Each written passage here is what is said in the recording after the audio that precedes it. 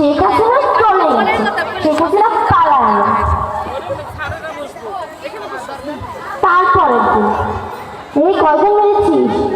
কি সত্যি? আল্লাহ, তাড়াতাড়ি মারো তাকে, এদিকে যেতে আসতে না পারে।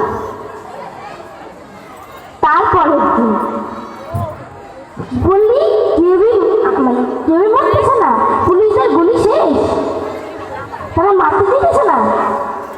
আল্লাহ, আমাকে তো তাড়াতাড়ি পালিয়ে যেতে হবে, গণভবনের দিকে আসতে দিচ্ছি না। কি মাত্র 40 মিনিট সময়, তাড়াতাড়ি ব্যাগ গুছাই, তাড়াতাড়ি মোদি দিকে গন্ধ। হ্যালো